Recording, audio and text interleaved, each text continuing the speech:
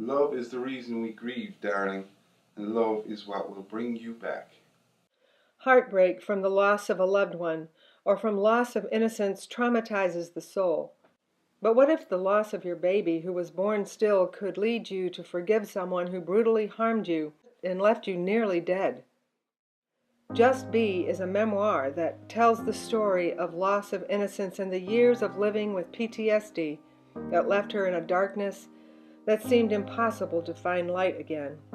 At the tender age of 16, she found herself terrorized and in the hands of a rapist with a mission to end her life and whose brutal force robbed her innocence that left her in unbearable pain, darkness, and silence. With the help of God and a strength inside of her that she never knew she had, she escaped. Bleeding, bruised, and shocked with terror, she limped into the emergency room with her mother hours later, hoping someone there would help her. But instead she walked out of the hospital even more traumatized, completely broken inside and left with post-traumatic stress disorder that took over her mind, body, and soul. Lindsay walks you through 13 years of living with PTSD after trauma, suffering silently, never telling anyone except her husband what had happened. Living with PTSD is like living in the scariest horror movie and the worst scenes over and over and over, and you feel trapped, alone, hopeless, like you can't get out.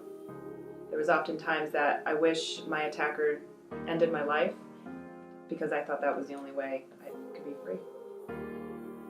It was worrying.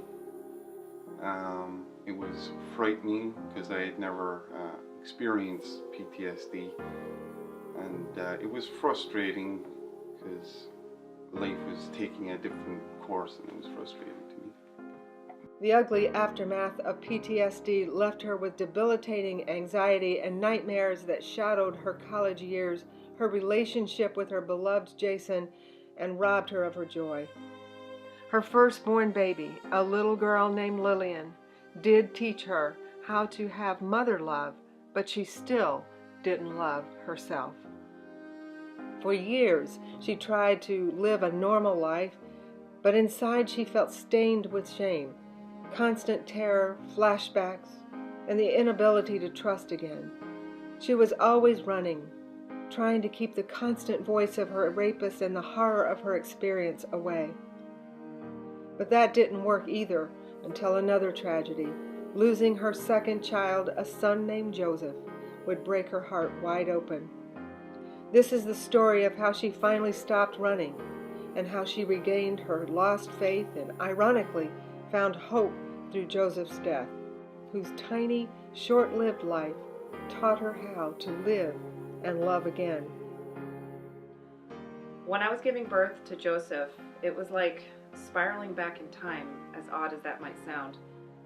I was in complete shock. I couldn't believe that one minute he was here and the next minute he wasn't here, and I didn't understand all the other emotions that were coming up. The flashbacks from what happened to me at 16 all started to happen in the birth room, and I couldn't filter it all. It was just so intense. It was the first time that I also was feeling a deep pain that I had been ignoring for 13 years. I couldn't hide anymore because my love for this tiny baby was too great and woven into my grief. I was alive again. Grief became her teacher, and the loss of her son presented her with a choice: choose life or give up completely. With her heart broken wide open, love began to mend it together. It was as if her son took the broken pieces with him and began to weave love into her pain. These messages of love caused her to pause, and for a moment she could see light, and she knew she wasn't alone. She realized that love was available to her in her moments of anguish birthing Joseph. A year later, she gave birth again to her rainbow baby, Layla, who taught her to love herself and to forgive because we are all connected. Lindsay's faith began to grow through continued forgiveness, and she learned to trust again. Her silence gave way to a new voice. a voice not of her own, but a voice of spirit, a higher presence, a voice of strength, courage, and healing that would lead her to peace, a peace that transcended her trauma to the face of love, divine love, and being a victor. A new mission has been born, a mission to bring a message that love calls us to just be. Just be nothing, darling, just be.